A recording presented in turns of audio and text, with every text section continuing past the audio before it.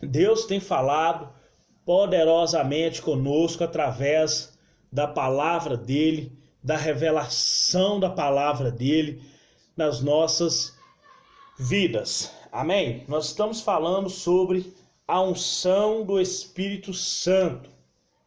Amém, irmãos? Ontem nós falamos sobre a unção do Espírito Santo. Hoje nós estaremos falando sobre o que a unção do Espírito Santo nos ensina. O que nós adquirimos com a unção do Espírito Santo? Qual que é a importância da unção do Espírito Santo?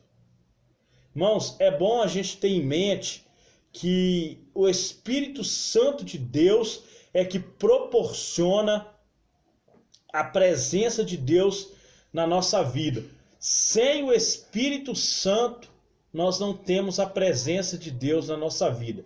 Sem o Espírito Santo, nós jamais conseguimos agradar a Deus.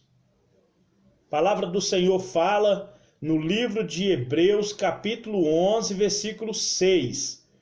Sem fé. Irmãos, há uma diferença entre fé, dom e fé, fruto do Espírito. Quando nós não temos a presença de Deus na nossa vida, nós não conseguimos agradar a Deus, porque a palavra do Senhor fala em João, capítulo 4, que quem é da carne não consegue agradar o Espírito. Só consegue agradar o Espírito quem é nascido do Espírito. Então, quem nasce da água, nasce do Espírito, esse consegue agradar a Deus, porque a presença do Espírito Santo está nele. Amém? Então, hoje nós estaremos falando sobre o que a unção do Espírito Santo nos ensina. Nós vamos falar... Nós vamos abrir a nossa Bíblia, livro...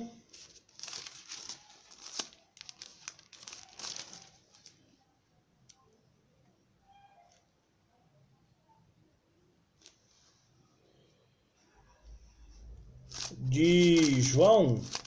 Deixa eu ver aqui.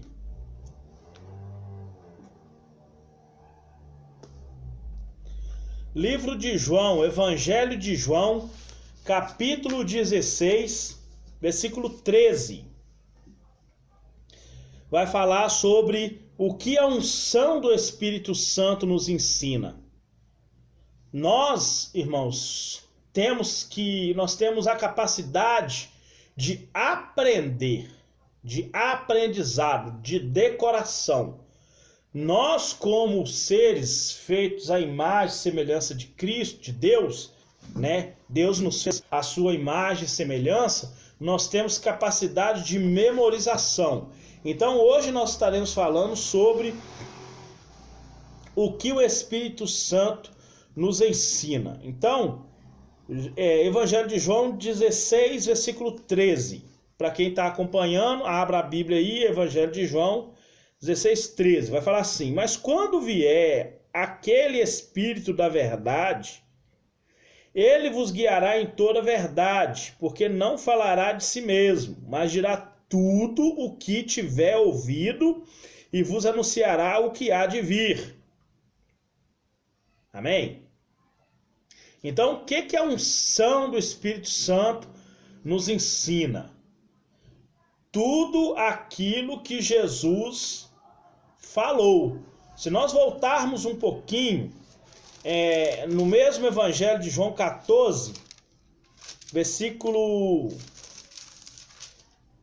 26, para quem está anotando, João 14, 26, vai dizer: mas aquele Consolador, o Espírito Santo, que o Pai enviará em meu nome, vos ensinará todas as coisas e vos fará lembrar tudo o que vos tenho dito. Irmãos, não é invencionismo não, tá? Esse negócio de inventar culto disso, culto daquilo, oração forte, oração para isso, libertação disso, libertação daquilo, não existe isso não. A palavra do Senhor fala em João, 8:32, que se conhece a verdade é liberto. Se não conhece, não é liberto. Jesus não fala a verdade, porque quem fala a verdade fala a mentira. Jesus é a verdade. Esse é sinal de que em Jesus não há nenhuma sombra de mentira. Ele é incapaz, com todo o poder que tem, ele não tem poder para mentir. Ele não pode. A santidade de Cristo o impede de falar e não fazer. Amém? Então, ele fala, o Espírito Santo, em João 16, ele já chama de Espírito da verdade. João 16:13. Ele já fala, o Espírito da verdade. É o mesmo Espírito Santo. Com a atitude de que, lá em Apocalipse 1, fala de 7 Espíritos de Deus. Espírito da graça, Espírito da verdade, não é? Eu expliquei isso. Logo lá no iniciozinho, eu já expliquei sobre o Espírito Santo. Eu não falei sobre o Espírito Santo? E lá em Apocalipse fala sobre os 7 Espíritos. Eu falei, não falei? Eu expliquei, são 7 Espíritos, cada um agindo de uma forma. Não é 7 Espíritos, cada um sendo uma coisa. Não falei? É Espírito, Espírito Santo, Espírito de vida, Espírito de graça, Espírito de adoção, da glória, de inteligência, de santidade, da promessa, Espírito de Jesus, Espírito de Deus. Tudo isso é os 7 Espíritos. Não é que são 7 Espíritos, são 7 ações do Espírito. Então a unção do Espírito sobre a nossa vida vai vir à medida em que nós permanecemos em Cristo. Lemos a sua palavra e a aplicamos em nossa vida. Aí o Espírito Santo vai nos ajudar a compreender as verdades redentoras. As verdades que vai trazer libertação. Amém? Porque o Espírito Consolador que da parte do Pai vir, aquele Espírito da verdade que intercede ou que procede do Pai, vai testificar de Jesus. Isso está falando sobre o evangelismo através do Espírito Santo. O Espírito Santo vai evangelizando aquela pessoa, mostrando para ela que quanto mais ela se aproxima do Senhor, mais ela vai ter a comunhão com Deus. Amém? Então, todos os crentes podem estudar e conhecer as verdades de Deus e aprender uns com os outros, mediante o mútuo ensino, exortação e instrução. Mateus 28:20. Ide por todo mundo, ensinai, fazer discípulo ensinando tudo que vos tenho dito. E eis que estou convosco todos os dias, até a consumação do século. Fazer discípulo e ensinar aquilo que Jesus manda. Vou falar de novo, não é invencionismo. Esse negócio de campanha com o lencinho, com a garrafa d'água lá do Jordão, com o sal, com a vassoura, irmão, tudo isso é cimeia. Se você nunca ouviu falar nisso, pesquisa na internet que você vai ver o que é cimeia. Cimeia é venda de indulgências. A igreja, irmão, de Cristo, ela não precisa de reformadores. Ela precisa de santos. O apóstolo Paulo, ele fala que ele virá buscar um povo seu, zeloso e de boas obras, não reformadores. A igreja não precisa de reformadores. A igreja precisa de santos, pessoas agaiasmos, que quer dizer santificados. A pessoa precisa ser agiasmos, que é uma palavra grega que quer dizer aquele que anda em santidade. É disso que a igreja de Cristo precisa. O corpo de Cristo ele tem que ser santificado. A igreja de Cristo tem que crescer em edifício santificado. E isso é obrigação de quem já está mais experiente. Isso é obrigação dos pastores, dos líderes. Ensinar a verdade da Bíblia. Não é inventar igual por aí anda fazendo, culto, disco. Irmãos, toma cuidado com isso. O apóstolo João ele já falava, muitos anticristo já têm se levantado no meio de vós. Anticristo que ele está falando ali não é o anticristo, o homem do pecado, mas são pessoas que introduzem sorrateiramente dentro do corpo de Cristo. Jesus chama essas falsas doutrinas de passarinhos que faz ninho nos ramos, né? Do pé de mostarda. Fala, aí vem as aves e faz ninho nos seus ramos. Isso são as falsas doutrinas enfiadas por homens amantes de si mesmos, que buscam seus próprios interesses, homens amantes de seus estômagos. O apóstolo Paulo fala isso. Você vai pegar um objeto na igreja, você tem que dar oferta, um envelope você tem que dar oferta. Isso é venda de indulgências. Isso é comércio. Isso é pecado. Você está fazendo da casa de Deus o quê? Encobertamente, covil de ladrão. Presta atenção para você ver se o que eu estou falando está errado. Não está. Pessoas querendo fazer igual Simão, lá em Atos 8, viu os apóstolos colocando a mão sobre a cabeça das pessoas. É da onde saiu a teoria do Simeia, que é a compra do poder de Deus através de dinheiro. Não, eu vou dar a vocês um dinheiro aqui, vocês passam esse poder para mim. Presta atenção, irmão, se não é a mesma coisa que está fazendo na igreja. Compra lá um lencinho ungido lá. Ah, porque esse lenço aqui foi consagrado no monte, não sei na onde, tem poder para isso, para aqui, para aquilo outro. Achando que o poder de Deus está num pedaço de pano. Sendo que a Bíblia refuta isso. A Bíblia fala que em meu nome, Jesus falou isso. Falou em meu nome. Qual que é o nome dele? Jesus. Expele demônios, fala novas línguas, põe a mão sobre os enfermos, é curado. E se passar perigos, como beber veneno, não vai acontecer nada. Amém? Nós temos que estar muito ligados no trono de Deus para a gente não ser levado pelas doutrinas falsas de homens dissolutos, afastados, que o apóstolo Paulo chama de apóstata, que quer dizer pessoa distante da fé, ou aquele que se desarraigou, ou se deslizou da fé, caiu da graça. A gente tem que ter cuidado. A cruz de Cristo, irmão, a cruz de Cristo foi o trono dele aqui na terra. Tem pessoas aí, ó, muito mais inteligentes, pastores muito mais inteligentes do que eu. Pesquisa na internet aí para você ver o que é a cruz de Cristo. O que naquela época, a Bíblia fala em Deuteronômio 19, que maldito é quem for pendurado no madeiro. Morrer pendurado num pau é maldito.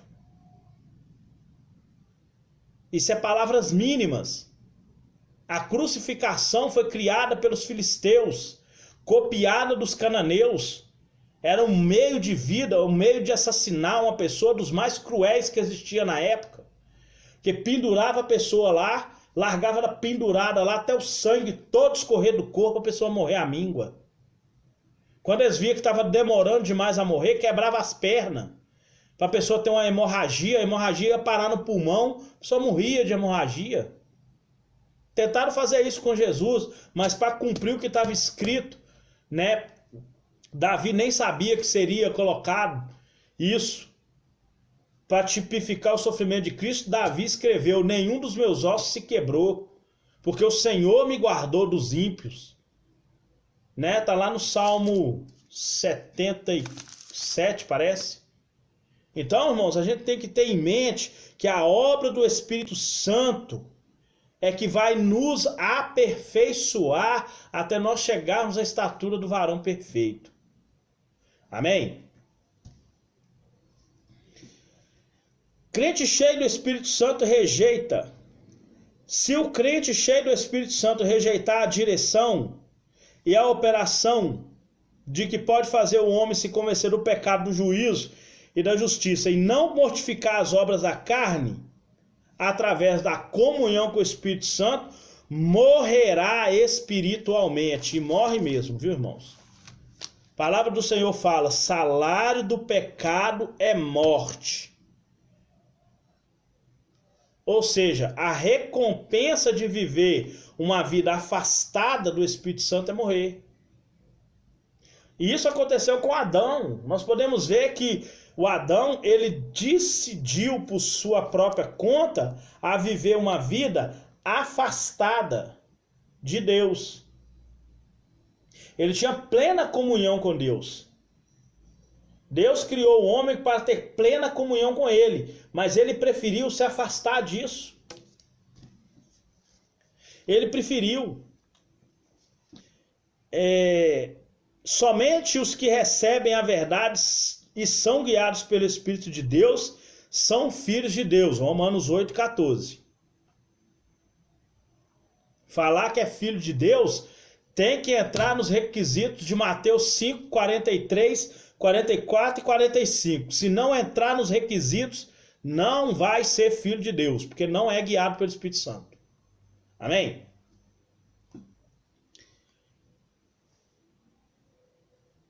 Amados irmãos em Cristo, um dos ataques mais ferrenhos do inimigo é contra a nossa mente, pelo caminho de preocupação. Situações reais e imaginárias golpeiam os nossos pensamentos continuamente, enquanto a pressão e o estresse nos sobrevêm de todos os lados. Jesus ordena que abandonemos as preocupações. Ele insiste em que nos lembremos de que o Pai é fiel e supre as nossas necessidades, tanto espiritual quanto física. Amém? Salmo 55, 22. Lança sobre o Senhor os seus cuidados, porque Ele estará cuidando de vós. Salmo 55, 22. Amém? A preocupação é uma força negativa que vem para destruir a nossa fé. Amém? Transformação e renovação do caráter. A unção com o Espírito Santo nos ensina a termos uma transformação e renovação do nosso caráter. Nós vamos ler livro de Romanos, capítulo 12, versículos 1 e 2. Para quem está acompanhando, Romanos 12, 1 e 2, fala: consagração a Deus, humildade e fidelidade no uso de seus dons. Aí vai falar primeiro sobre consagração a Deus, é o que nós estamos falando, renovação do caráter. Amém? Nós já estudamos sobre os dons do Espírito Santo, não todos, mas estudamos alguns. Depois nós vamos voltar e estudar dons de revelação, dons, outros dons. Mas nós estamos agora falando sobre transformação do caráter. Então vamos lá. Rogo-vos, pois, irmãos, pela compaixão de Deus, que apresenteis o vosso corpo em sacrifício vivo, santo e agradável a Deus, que é o vosso culto racional. E não vos conformeis com este mundo, mas transformai-vos pela renovação do vosso entendimento, para que experimenteis qual seja a boa, agradável e perfeita vontade de Deus. Isso, irmão, além de ser renovação do caráter, é poder sobre Satanás e seus demônios. Isso é termos a consciência de que o diabo não pode mais operar sobre nossas vidas. Cingir capacete da salvação, cingir os lombos com a verdade, o peito com a couraça da justiça, calçar os pés na preparação do evangelho da paz, o escudo da fé e a espada do Espírito. Amém? Tudo isso é arma para a renovação do caráter. Racional vem de raciocínio. Temos que apresentar o nosso corpo a Deus em sacrifício. Todas as vezes que nós entregamos a nossa vida, não no sentido de aceitar Jesus, mas todas as vezes que nós santificamos a nossa vida, mortificamos as obras da carne, nós estamos apresentando a Deus um culto racional. Não é de raciocínio, aí eu vou pensar aqui como que eu vou cultuar a Deus. Não é isso não, irmão. Raciocínio vem da palavra racional. A palavra racional quer dizer aquele que tem habilidade de decisões. Eu decidi entregar minha vida para o Espírito Santo. Livro de Romanos, capítulo 6, vai falar que aquele a quem você se entrega para ser servo, é servo daquele que você se entregou. Ou seja, você fica obrigado a servir aquela pessoa para quem você se entregou. Amém? A palavra servo, ela é traduzida de um grego diferente de escravo. A pessoa que está escravo, ele não tem opção. Por quê? Por isso que Jesus falou assim, ó, todo que comete pecado é escravo. Por que Jesus não falou servo? Aí você vai falar para mim, não, mas a minha Bíblia está traduzida para servo, mas está traduzida errada, viu, irmãos? Porque a palavra escravo para servo tem muita diferença. Se você levar isso dentro do grego, você vai ver uma diferença muito grande de servo para escravo. Amém? Então, quem pratica pecado é escravo. E o escravo do pecado é que é destituído de glória do Pai. Ou seja, o escravo trabalha na casa de um rei, ele é totalmente destituído da glória dos servos, que serve o rei, serve a mesa do rei. Nós vemos no livro de Gênesis que fala copeiro mor, padeiro mor. O copeiro fala que o sonho dele era apresentar o cálice ao rei. Mor quer dizer servo. É copeiro servo, não escravo. É diferente. José era escravo, por isso que José trabalhava na prisão. E quando o homem foi falar de José, ele não falou que José era servo do carcereiro, falou que José era escravo do carcereiro. A tradução está imperfeita, mas a tradução hebraica para servo e para escravo, a tradução grega para servo e para escravo são totalmente diferentes. Nós, irmãos, sempre temos que ser servos de Cristo e escravos do amor. Aí você sendo escravo do amor, você vai deixar o amor te dominar. Tudo que você fizer, aí você vai estar fazendo em amor, porque você é escravo do amor. Você serve a Cristo, mas você é escravo do amor. Amém? Então, há uma diferença entre servo e escravo. Então, vamos para frente. Eu acho que não vai dar tempo, mas nós vamos transformai-vos pela renovação do vosso entendimento.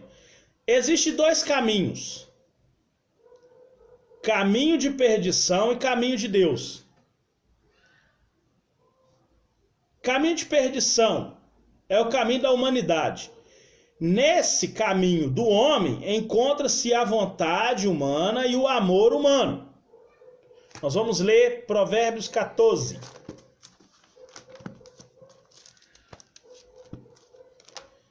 Para quem está anotando, Provérbios 14. 12. Vai dizer assim, Provérbios 14, versículo 12.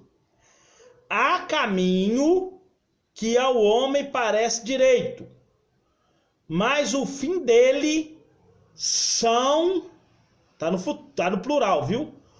Os caminhos da morte.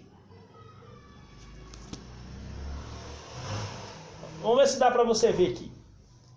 Meu braço aqui é o caminho. O fim do meu braço está minha mão com vários caminhos aqui, ó. Esse caminho aqui leva a esse que leva à morte, leva a esse que leva à morte, leva a esse que leva à morte, leva a esse que leva à morte, esse leva à morte. Palavra de Deus é que está falando, não é eu que estou inventando. O fim do caminho do homem vai levar à morte. Todos, o fim do caminho do homem aqui, ó. Por isso que Isaías, capítulo 12, vai falar que toda a justiça do homem é um trapo de imundícia. Irmãos, para nós encerrar, amanhã nós fala sobre o caminho da perdição, o caminho de Deus. Para nós encerrar, sem o Espírito Santo, nós nunca vamos trilhar o caminho que é da vontade de Deus. Nós só podemos, Jesus ele fala, eu sou o caminho e a verdade e a vida. Ninguém vem a Deus se não for por mim. Amém? Nós temos a mente de Cristo. Nós recebemos poder para destruir todo sofisma, altivez, fortaleza de Satanás. Nós vamos falar sobre isso. Irmãos, sem o Espírito Santo. Por isso que no livro de Mateus, capítulo 4, versículo 7, Jesus responde: nem só do pão viverá o homem, mas da palavra, que é a espada do Espírito, disso viverá o homem. Para nós termos comunhão com Deus, para nós termos o nosso caráter renovado, para nós poder ter no nosso caminho a presença do Espírito, a presença de Deus, precisamos do Espírito Santo na nossa vida. Amém? Que Deus possa abençoar você poderosamente em nome de Jesus.